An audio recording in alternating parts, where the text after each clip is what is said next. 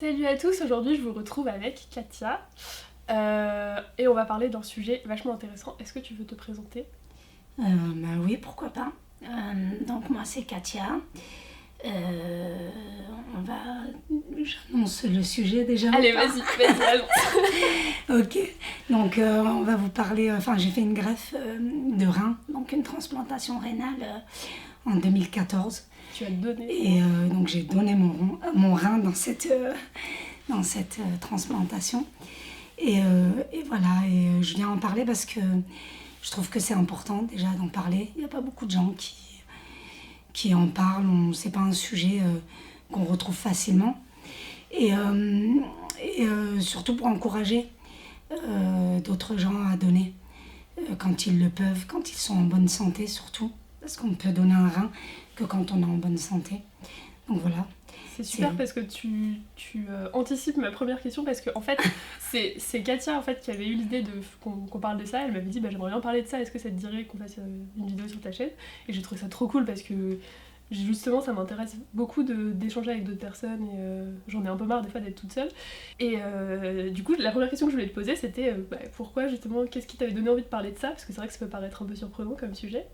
Et aussi l'autre truc qui est cool, c'est que quand tu m'avais parlé de ce sujet, je me suis imaginé que ça allait être un truc hyper sérieux, hyper grave et tout, mais en fait quand tu commençais à me raconter ton expérience, j'étais explosée de rire tout le temps.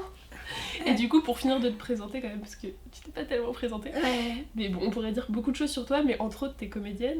Et du coup, je pense que ça te donne un regard un peu différent sur les un choses. regard humoristique, Ouais. parce que ouais, quand je suis allée faire ma greffe, je l'ai vraiment faite à la légère. C'est génial. J'avais pas de coup de pression. Je suis pas allée avec des appréhensions, T'étais pas stressée, des peurs. Non, pas du tout. D'ailleurs, on a même voulu me forcer à prendre un cachet pour me détendre alors que j'étais déjà détendue. Non, c'est bon, j'ai pas besoin. C'est bon, je n'en veux pas. Donc du coup, oui, voilà, pour finir la présentation, oui, je suis comédienne. J'ai été comédienne en tout cas pendant très longtemps.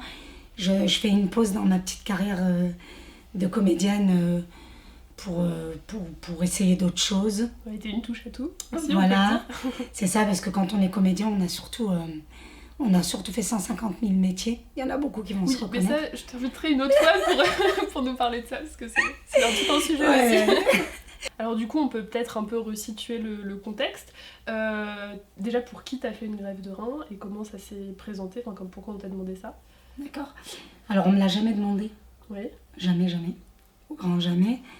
Je l'ai faite avec ma sœur, voilà. Donc t'as donné ton rein à ta sœur. J'ai donné mon rein à ma sœur qui a traversé une très très longue période où elle a été très malade. Et c'est ta grande sœur ou ta petite Alors sœur? la grande, parce que moi je suis la plus jeune de ma famille. D'accord. Du coup, et on est beaucoup dans ma famille. Je suis la plus jeune de 11 enfants. Et parmi tous ces enfants, ils ont tous essayé de donner le rein à ma sœur. Donc en fait, ta sœur, elle était insuffisante rénale depuis déjà plusieurs années. Voilà, elle était en insuffisance rénale depuis pas mal de temps. Donc quand elle avait 25 ans, elle a été hospitalisée en Tunisie, parce qu'elle travaillait là-bas. Et on s'est rendu compte en fait à l'hôpital qu'elle avait qu'un seul rein. Ah d'accord, elle avait qu'un seul rein. Voilà, donc il était atrophié l'autre complètement. Donc elle vivait avec un rein. Elle rein. avait un seul rein fonctionnel quoi. Comme voilà. toi maintenant. Parce que du coup peut-être juste pour resituer un peu, on a tous deux reins. Et en fait on a deux reins, donc normalement si on est en bonne santé qui fonctionnent bien, mais on a besoin que d'un seul rein. Et en fait, c'est comme si on avait une réserve de reins. C'est génial, en fait, si on avait ça pour tous les organes. Par exemple, votre cœur, c'est un organe vital, mais si vous perdez votre cœur, vous n'avez pas un deuxième cœur en backup. Alors que pour le rein, c'est ça. On a un deuxième rein en backup. Après, il y a des gens qui, pour une raison ou pour une autre, ont qu'un seul rein ou un rein qui fonctionne pas. Donc là, c'était le cas de ta sœur. Et du coup, à 25 ans, ils se sont aperçus qu'elle avait qu'un seul rein qui fonctionnait, mais l'autre fonctionnait, du coup. Oui, alors elle avait deux reins, donc un qui était complètement atrophié, donc HS total. Donc elle vivait avec un seul rein. Et du coup, elle a commencé à avoir des difficultés avec ce rein-là. Donc ça a commencé par une hospitalisation, parce qu'elle avait mal. C'est tout le processus normal d'une pseudo, je vais dire, maladie. Donc en processus normal, donc dans un premier temps, on rentre à l'hôpital parce qu'on a des douleurs. Ensuite, pas mal de colites néphrétiques. qui s'accumule. On se rend compte qu'une bonne partie du rein est en train de s'abîmer. Et toi, à ce moment-là, physiquement, vous étiez proches ou vous habitiez dans la même ville? Alors, moi, j'habite pas dans la même ville que ma soeur, mais on est très, très, très proches. D'accord. C'est-à-dire donc tu suivais quand même tous ces problèmes? Ah oui, totalement. C'est comme si je les vivais. On est très, très... En fait, on est 5... Enfin, j'ai 5 sœurs, je suis la 6e, et on a une relation très, très forte, très fusionnelle. D'accord. Donc, on s'appelle... peut-être pas tous les jours, mais très, très souvent. On se voit tout le temps. On se suit tous de très très près. C'est ça qui aide aussi, je pense, qui m'a aidée. Oui, je sais pas du tout comment ça se passe pour les autres, mais en tout cas pour toi la question se posait pas, quoi. C'était voilà. sœur. Ah oui, moi je me suis pas posé, enfin je me suis même pas posé la question. Donc à ce moment-là, quand mes autres frères et sœurs essaient, moi à ce moment-là En fait, on sait que ta sœur a donc ces 2 reins qui fonctionnent pas à ce moment-là. Voilà, donc on s'aperçoit, pour revenir dans le... Voilà, qu'il y a une partie du rein qui commence à s'abîmer. D'accord. Donc elle vit avec un seul demi-rein. D'accord. Elle est dialysée. D'accord. Alors juste pour ceux qui savent pas, quand du coup on a nos 2 reins qui fonctionnent pas, il y a 2 options qui s'offrent à nous. Soit on fait de la dialyse, donc en gros la dialyse c'est vous avez un appareil qui va permettre de faire le travail que vos reins font d'habitude. Donc, les reins servent à filtrer le sang, en gros à filtrer les déchets. Et si nos reins ne fonctionnent pas, les déchets s'accumulent et on en meurt rapidement. Et donc du coup la dialyse en fait c'est comme si on était branché à une espèce de machine qui fait le travail des reins à la place. Et c'est très contraignant parce que on y va en moyenne 3 fois par semaine, parfois c'est plus. Alors oui, non. Tu nous raconteras après. Voilà. Et du coup, pour le cas général, du coup c'est extrêmement contraignant parce que ça prend plusieurs heures. Mais on peut vivre sans rein en se faisant dialyser. Mais après, la deuxième option, quand on est complètement insuffisant rénal, c'est d'avoir une greffe de rein et ça permet d'avoir une qualité de vie qui est tout autre parce que c'est quand même difficile. Il faut prendre des médicaments immunosuppresseurs, du coup, parce que comme on a un corps étranger, il faut dire au corps de pas envoyer des anticorps pour détruire ce corps étranger. Donc du coup, on doit prendre des médicaments à vie, mais on n'a plus la contrainte de se faire dialyser tout le temps parce que c'est hyper contraignant la dialyse. Ah oui, totalement. Quand on part en vacances, il faut prévoir, si vous partez en vacances dans telle ville, vous devez appeler l'hôpital de telle ville pour faire votre dialyse. C'est hyper compliqué. Donc du coup, là, ta sœur, elle en était au moment où elle se faisait dialyser. Ah oui, en fait, ma sœur était dialysée en fait au départ. Elle avait quasi plus de vie. Ouais. Parce qu'elle était dialysée en fait 4 fois par jour. Ah ouais. Donc elle avait des heures.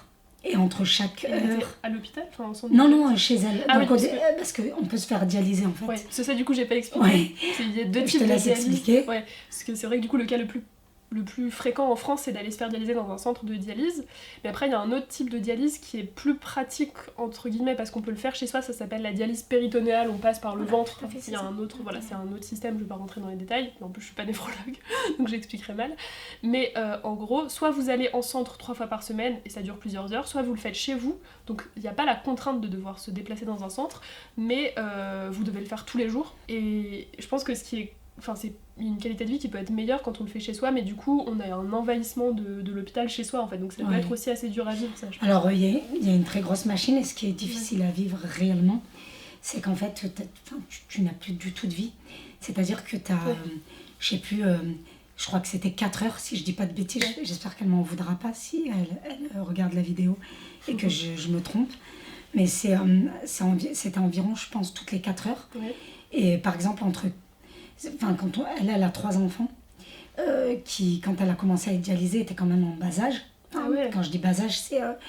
quand elle a commencé à être dialysée, le plus jeune avait, je sais plus, 4-5 ans. Ensuite, 7 et 9 ans. Donc ils étaient petits. Alors elle avait la quarantaine. Voilà. C'est dur. Ouais, carrément. Et puis, par exemple, j'ai un exemple, il y a beaucoup d'exemples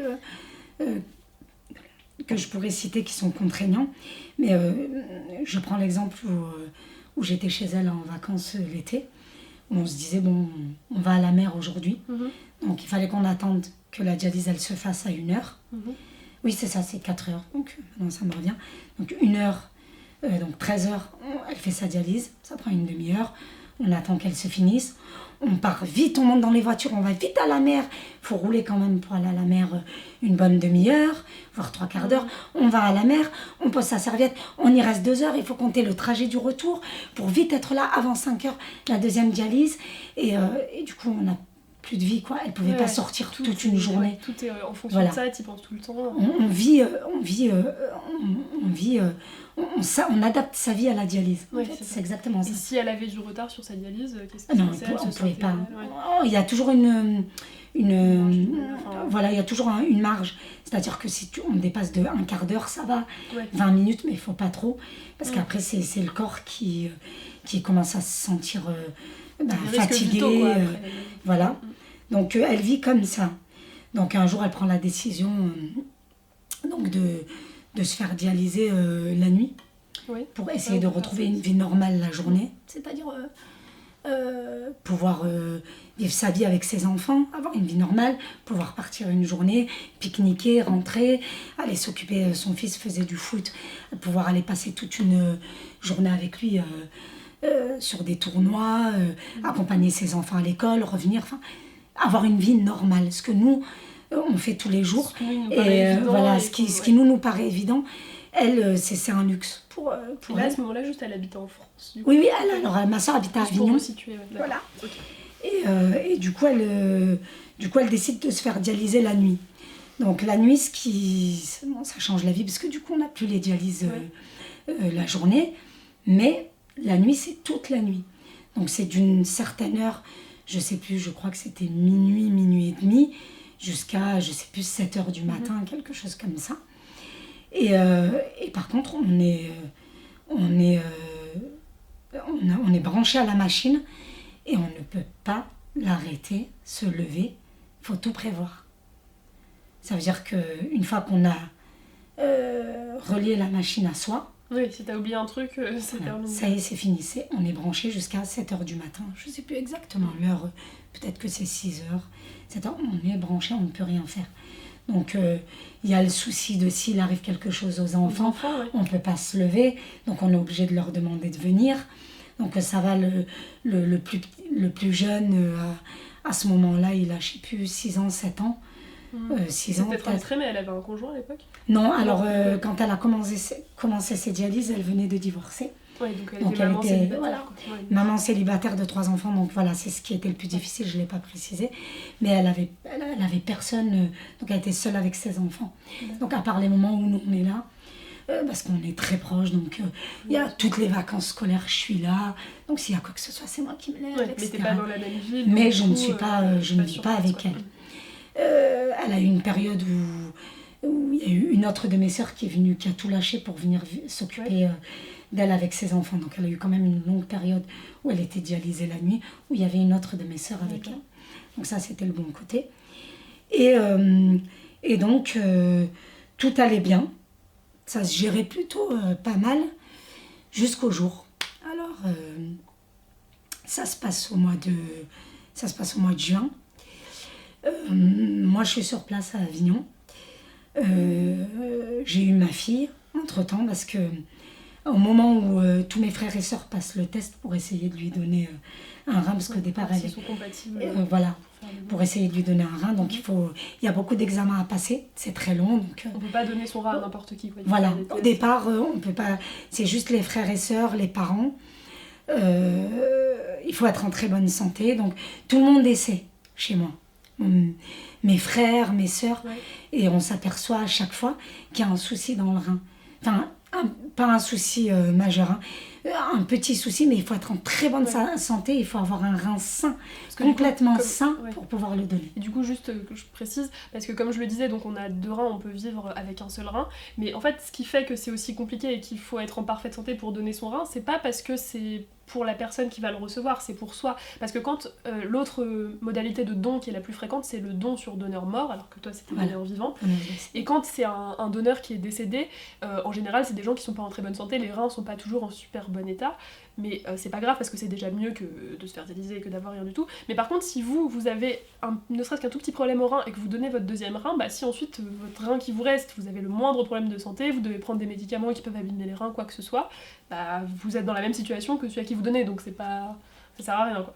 Donc c'est pour ça qu'il faut être vraiment en parfaite santé. Voilà, il faut vraiment être en parfaite santé. Et c'était pas des soucis. Se met pas en danger, quoi. Mes frères et sœurs, c'est pas des soucis qu'ils avaient. J'en ai une qui faisait des coliques néphrétiques aussi. Ouais.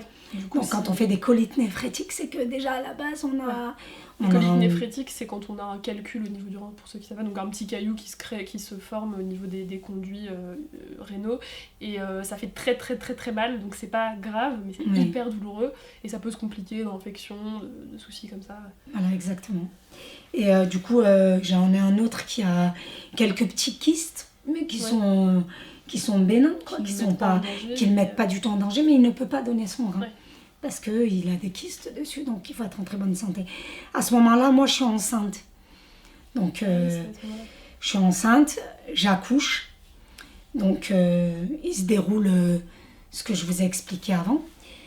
Et jusqu'au jour où je vous parlais de ce fameux jour du mois de juin, où ma fille a 1 an et demi. On est en 2013. Et là, un soir, elle a du mal à respirer. Elle pense qu'elle fait une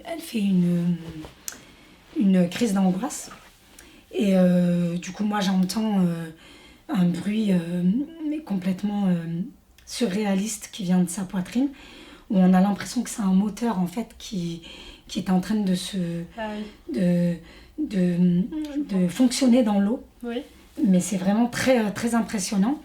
Donc elle se sent très mal. En fait, voilà. Donc on appelle les pompiers.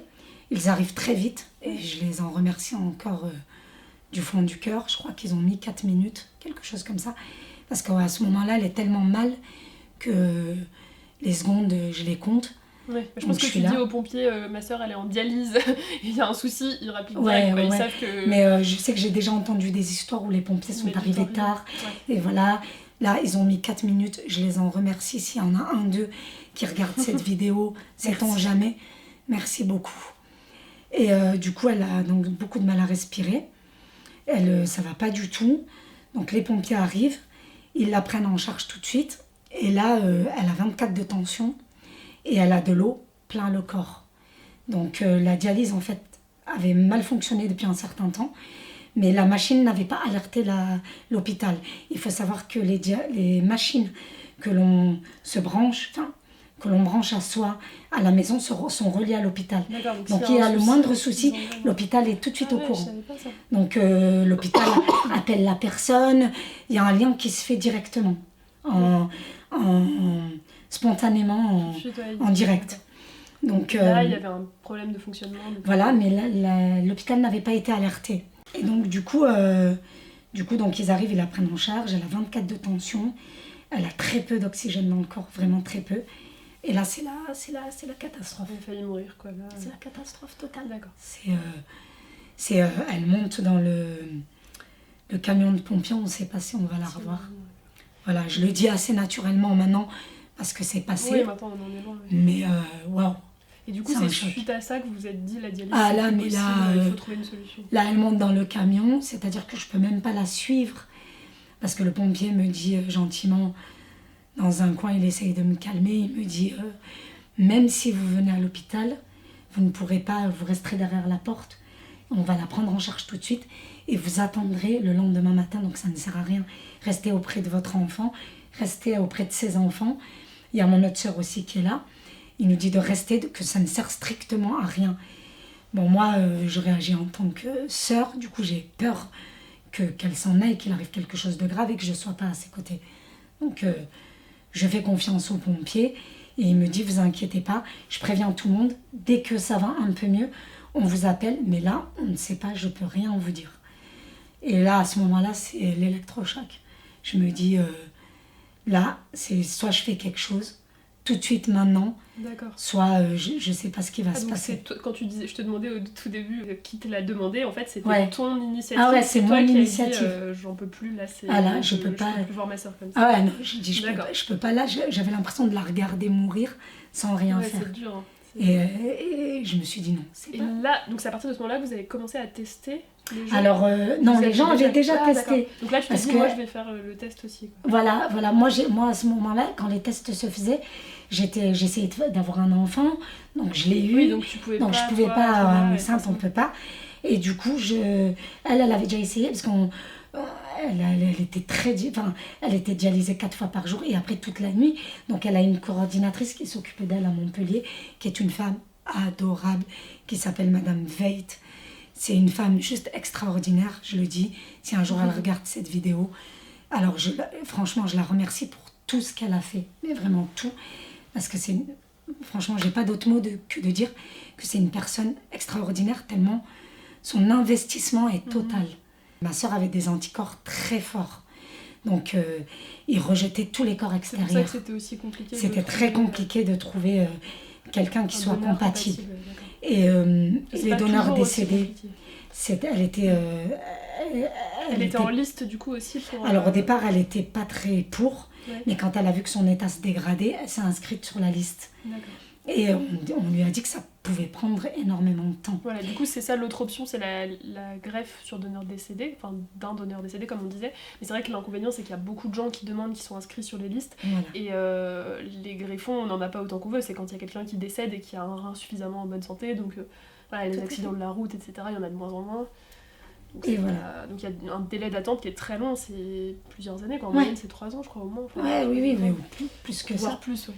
Et du coup, elle a des anticorps qui sont très forts, donc même en donneur décédé, c'est super compliqué. Ouais. Ils rejettent tous les corps extérieurs. Donc du coup, il se passe ça, et là je me dis, Katia, je peux pas. Je suis en très grande souffrance et il faut que je m'apaise. Donc là, je contacte la coordinatrice, donc Madame Veit, et je lui explique. Je lui dis voilà, j'ai accouché, j'ai eu mon enfant, elle a 1 an et demi, je suis prête, qu'est-ce qu'il faut faire? Donc on m'explique que c'est très long, c'est très long, on peut mettre jusqu'à 2 ans, parce qu'il y a tout un processus. Et à partir du moment où on sait que tu es compatible, c'est très long pour pouvoir donner ton rein, c'est ça? C'est très long.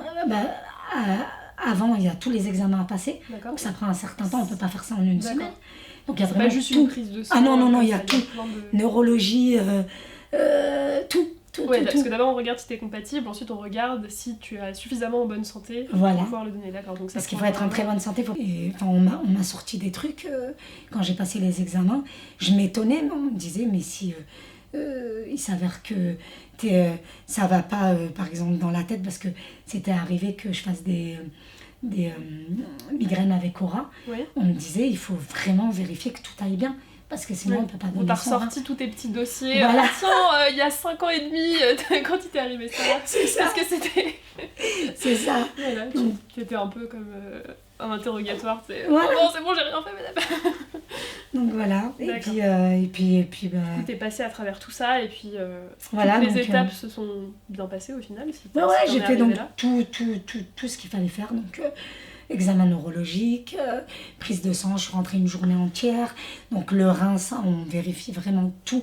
Donc ça prend vraiment une bonne grosse journée, tous les examens de rein, les examens du cœur aussi, les examens cardiaques, tout, vraiment tout. Et du coup, donc je suis compatible. Donc j'ai la bonne nouvelle. J'attends cette nouvelle avec impatience. Et je suis compatible. Et là, je commence tout le processus qui est passer devant une commission de médecins, passer devant le tribunal. Parce que du coup, juste, il y a donc toute la partie, on a dit où il faut faire les tests pour savoir si c'est bon, c'est ok.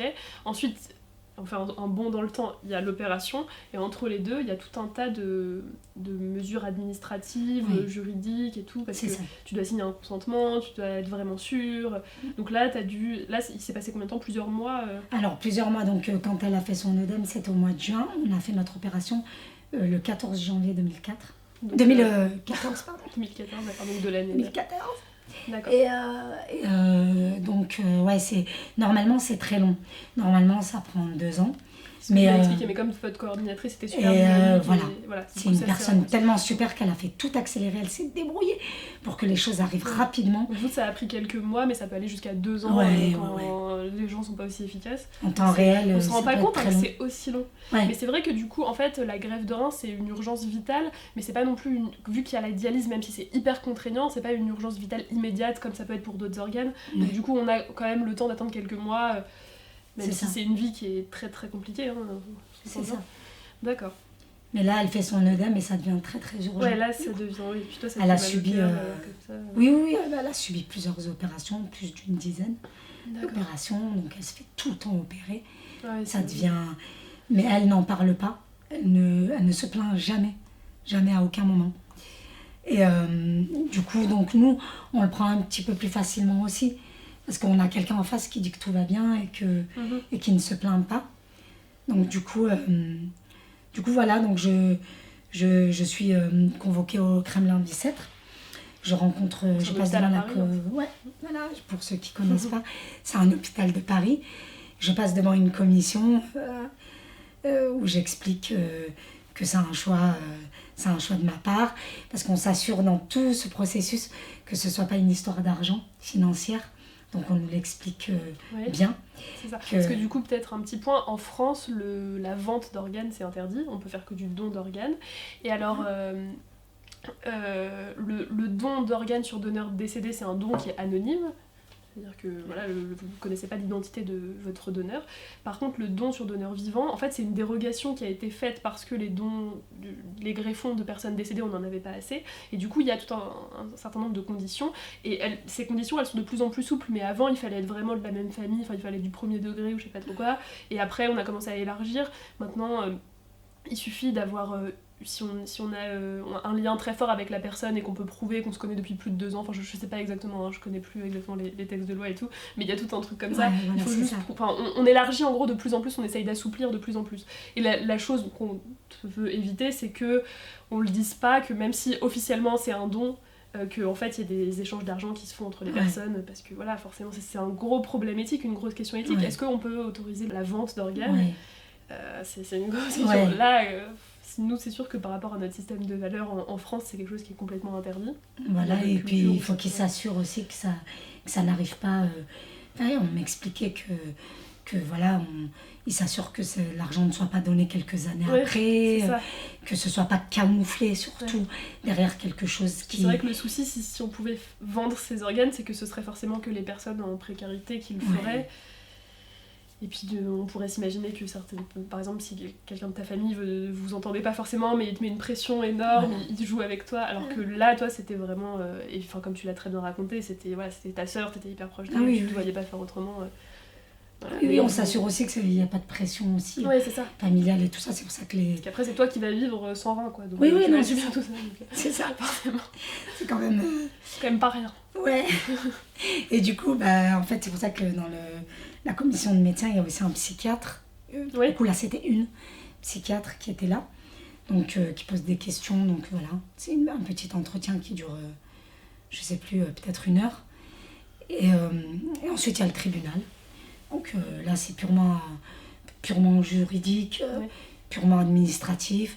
Donc où la juge, elle pose quelques questions qui sont aussi d'aspect financier, en s'assurant que c'est sûr qu'il n'y ait pas un échange financier, que ce soit vraiment une décision liée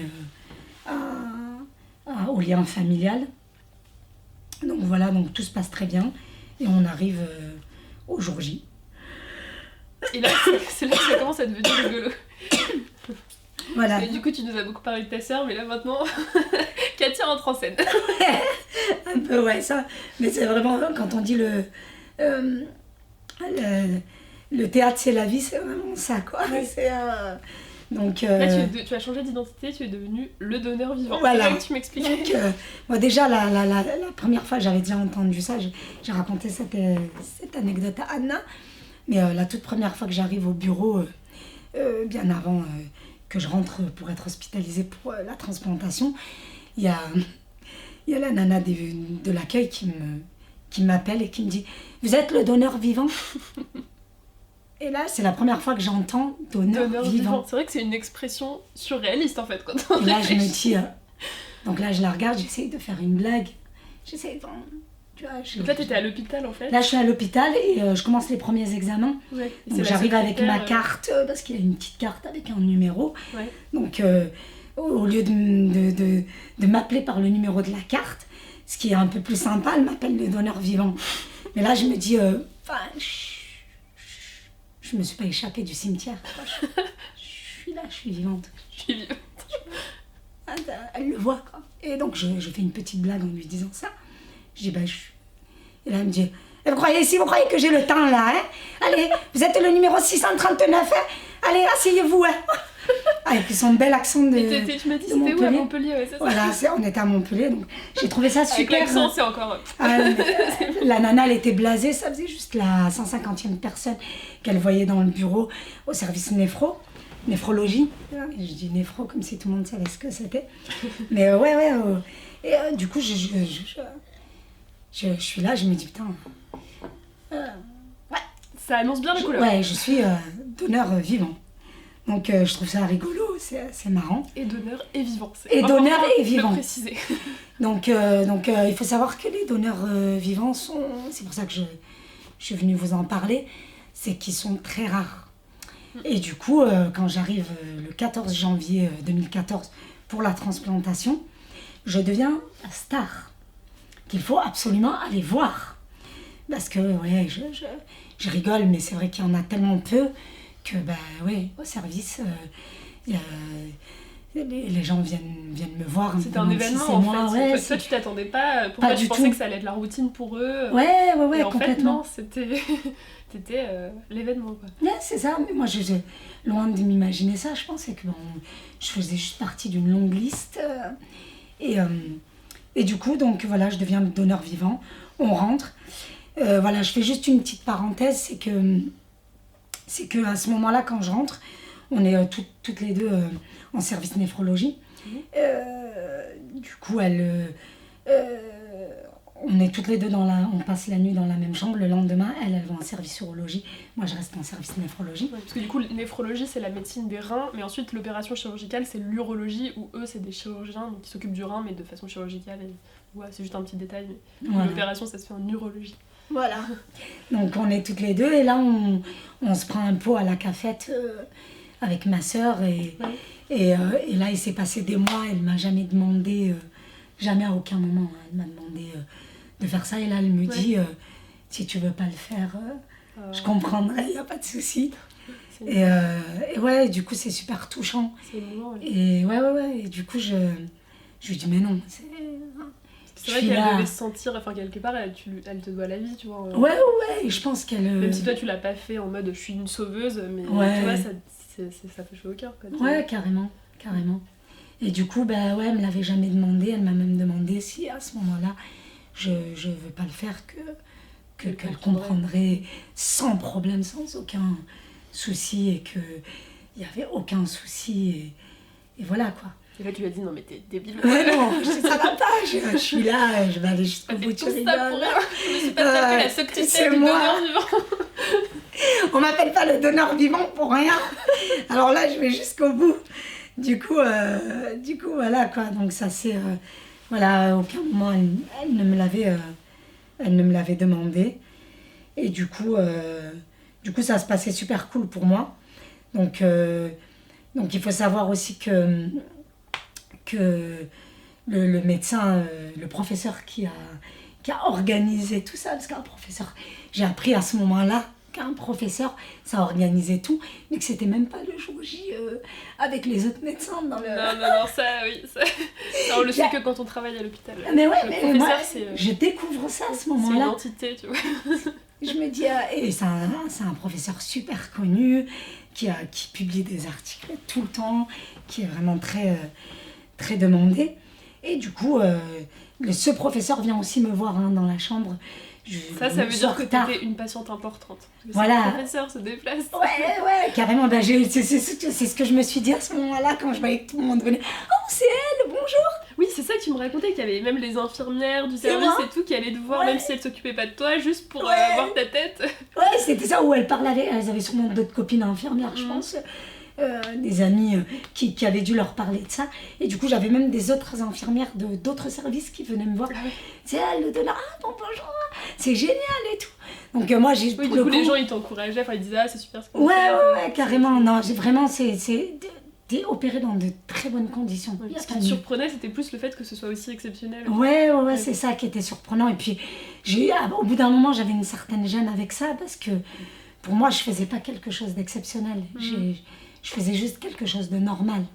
Et j'essayais de me rendre compte que ça devait sûrement être pour les gens quelque chose d'exceptionnel. Ouais, je comprends. Cette chose qui me semblait, moi, être normale. Donc... Ouais, ça te gênait qu'on te félicite par rapport à ça. Ouais, j'avais rien fait de spécial, en fait. Et du coup, donc là, j'ai... donc le professeur qui vient me voir et qui me demande une dernière fois si je ne veux pas le faire, qui me demande juste si je suis sûre, et qui ajoute que si je ne veux pas le faire, je peux toujours partir et que personne ne m'en voudra, que ça avait été un plaisir pour eux. Après t'avoir dit le donneur vivant, voilà. T'as à peine la pression. Non mais voilà. Si vous voulez partir, vous pouvez toujours partir. Ouais, c'est ça. Voilà, apparemment c'est les formalités, c'est comme ça, ils sont obligés de heureusement, en même temps qu'on le fait, venir le dire, parce qu'il y a... Je pense que ça doit arriver le jour, la veille, de se retrouver, d'avoir une grosse pression. Je sais pas du tout comment ça se passe pour les autres. Je n'ai jamais parlé avec eux. La seule personne... Alors j'ai parlé avec l'oncle de mon mari, a donné son rein aussi, mais c'était il y a des années. Donc c'était il y a, je sais plus, 20 ou 25 ans. Du coup, c'était un autre processus complètement. Oui, d'accord, ça a beaucoup évolué. Complètement. Et du coup, voilà quoi. Donc, du coup, ensuite, donc là, t'es arrivée la veille, jour de l'opération. Donc là, j'ai donc le professeur qui rentre avec ses... Je te l'ai raconté l'anecdote, mais elle est trop rigolote. Là, t'as... je sais pas, ils sont peut-être 8 les comme moi. Non, je pense que ce que tu c'est des externes. Il y avait sûrement des internes et des externes. Ils avaient l'air d'adolescents. Ouais, c'est ça, c'était des externes. Ah, mais c'est pas facile d'être externe. On n'a pas un rôle facile, on a plein de pression. Mais c'est drôle, ouais. Parce que la seule image qu'on a dans la tête, nous, les gens qui ne connaissons rien et qui regardons un petit peu la télé, je parle pour moi, après il y en a qui la regardent plus que moi, mais c'est Grey's Anatomy. Hein? C'est le... Ouais, là c'est le super... Voilà, c'est le Grey's Anatomy, donc on se dit... Des tablettes de chocolat... Voilà, les mecs qui sont canons, ils ont 40 ans, et là tu vois débarquer Docteur Mamour qui se transforme en Mamourade. J'espère qu'il m'en voudra pas si un jour il tombe sur cette vidéo, parce qu'il est vraiment juste exceptionnel lui aussi. Mais il a juste 20 ans de plus que le Docteur Mamour. Et il a pas le même physique. Ouais, pas du tout le même physique. Et il a peut-être 8 petits apprentis, je vais les appeler comme ça, qui sont là et qui ne savent rien. Et qui, maintenant, Grey's Anatomy, on a l'habitude de voir des gens lever la main et donner la réponse tout de suite. Mais à chaque fois, moi, je rigole trop quand je regarde Grey's Anatomy. Tu vois, ils sont là, alors c'est des réponses toutes longues. Non, mais attends, c'est super dur de se souvenir de tout ça. Quand t'es plutôt devant ta copie, t'es là, c'est quoi déjà? T'essayes de le retenir. Ouais, c'est ça. Et c'est des mots super compliqués, super longs, j'ai remarqué, dans Grey's Anatomy. Et des fois, ça veut rien dire, hein, quand même, il faut juste te dire, c'est impressionnant à voir, mais des fois, ils disent des trucs qui n'ont rien à voir ou qui sont faux, quand même. Vous ne vous en rendez pas compte, mais... Ah ouais, nous, c'est extraordinaire. Pour nous, on est des ignorants, donc on comprend ce qu'il y a. Et là, donc, du coup, il fait soulever la chemisette de ma sœur pour montrer une opération qu'elle avait faite. Il demande ce que c'est comme opération qu'elle a suivie.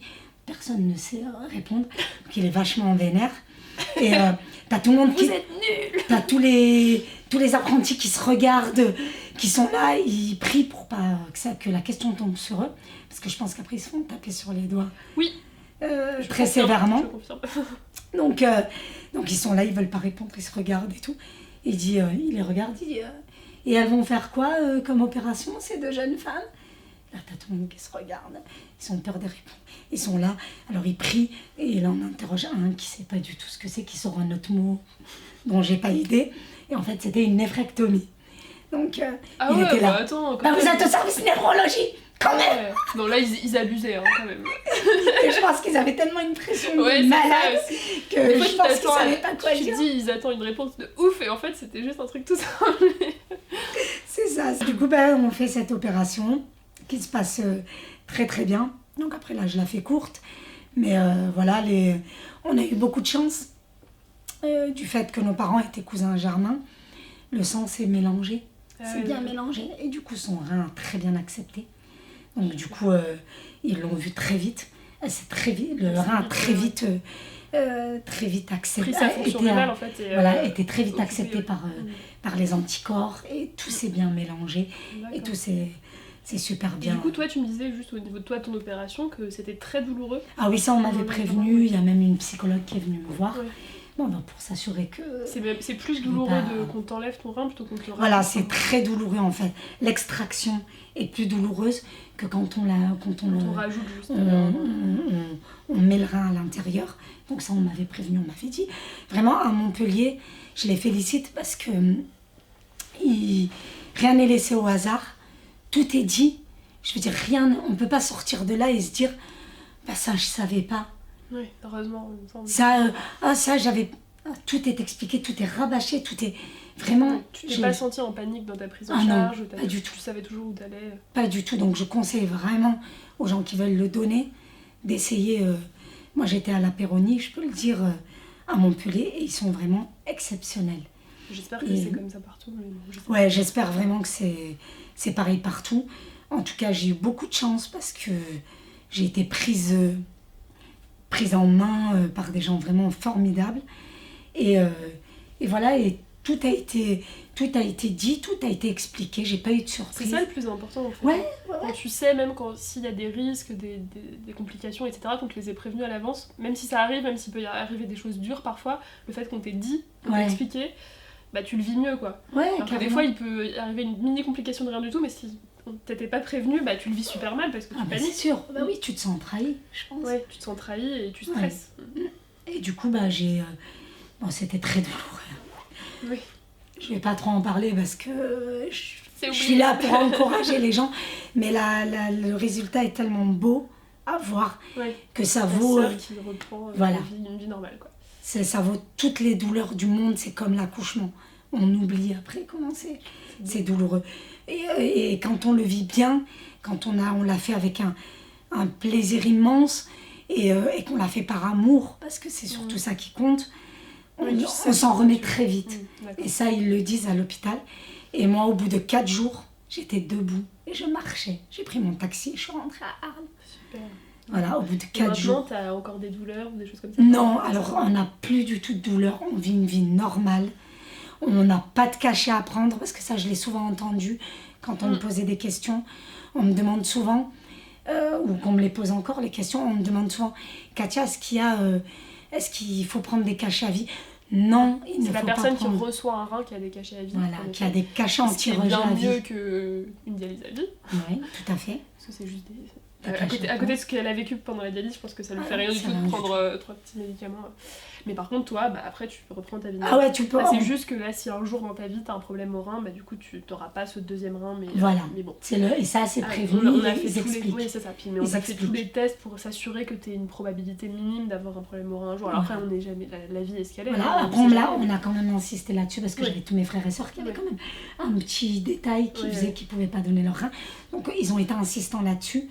Mais j'y suis allée, voilà, en toute confiance, et j'ai pu avoir un deuxième enfant, ça je le précise, parce qu'il y en a qui pensent qu'avec un seul rein, on ne peut rien faire. J'ai eu mon deuxième enfant, j'ai vécu une grossesse formidable, il est en pleine santé, Dieu merci, et tout va bien. Et pour moi aussi, je suis quelqu'un qui fait beaucoup de sport, et j'ai pu continuer 3 mois après l'opération, j'ai pu reprendre le sport et c'est vraiment c'est une chose à faire, donc n'hésitez pas à donner votre rein si vous le pouvez, si vous êtes en bonne santé. Je vous assure, il n'y a aucune contrainte, vous pouvez vivre une vie normale. C'est ça en fait, on vit parfaitement avec un seul rein. Normal. Il n'y a pas de souci. Parfaitement normalement et on peut faire tout ce qu'il y a à faire. Et que il n'y a rien que tu peux plus faire. Voilà, il n'y a rien que je puisse plus faire à part... Enfin, il y a juste les 2 petites choses et c'est même pas des contraintes. C'est que faut juste éviter de prendre 2 jours de suite de l'ibuprofène, par exemple. Voilà, on peut en en prendre si on a mal à la tête. C'est des médicaments qui sont toxiques pour les reins, mais pour tout le monde. Mais du coup, toi, en fait, tu vas faire encore plus attention à pas t'abîmer ton voilà, il faut le bichonner. Voilà, c'est ça. Quand on en a un seul, il faut le bichonner. Du coup, ça va te forcer à faire encore plus attention à ta santé en général, parce que l'ibuprofène, c'est pas bon, même si on a 2 reins, d'en prendre trop souvent. Donc voilà, ça te force à faire attention. C'est ça. Donc voilà, et puis boire beaucoup d'eau, Voilà. chose qu'on ne fait pas forcément Qu'on devrait tous faire. et qu'on devrait tous faire. On ne le fait pas forcément, C'est vrai. mais là, du coup, ça nous pousse à prendre soin de nous et je pense que c'est une bonne chose. Mais voilà, en tout cas, si j'ai un dernier mot à dire, en tout cas, c'est que je remercie toute l'équipe de Montpellier qui a travaillé sur cette greffe-là. Et tous les gens qui nous ont soutenus aussi, de la famille, amis et tout. Voilà. En tout cas, c'est super rassurant de t'entendre parler, j'aime trop parce que t'as vraiment un regard décomplexant et vraiment rassurant et on se dit, voilà, c'est ça, comme t'as dit, c'est léger. Même si, en vrai, ça ne l'est pas, mais le fait de le prendre comme ça, c'est vraiment... Vaut mieux prendre la vie comme ça, en fait. Ouais. Voilà. En tout cas, moi, c'est comme ça que je le prends. Ouais. Voilà, t'as eu la capacité de le faire, mais Ouais. je pense que t'avais déjà une bonne psychologie, des bonnes ressources, des bonnes bases, quoi. Des bonnes bases, un entourage instable et tout. Mais voilà, c'est super. Ouais. Ok, bah, je te remercie d'être venue témoigner. Merci à toi, je t'ai pas beaucoup laissé parler du coup. Non, t'inquiète. J'avais plein de choses à dire. Je sais que t'es bavarde, Katia. Mais c'est bien, c'est bien. Ouais. Moi, ça me fait du bien, là, j'en ai marre, ça fait 1 mois que je m'entends parler tous les jours. Donc voilà, donc n'hésitez plus. Bon, Vraiment. merci Si beaucoup. vous avez hésité. Et du coup, je vous dis à demain. Salut. Au revoir. Bisous.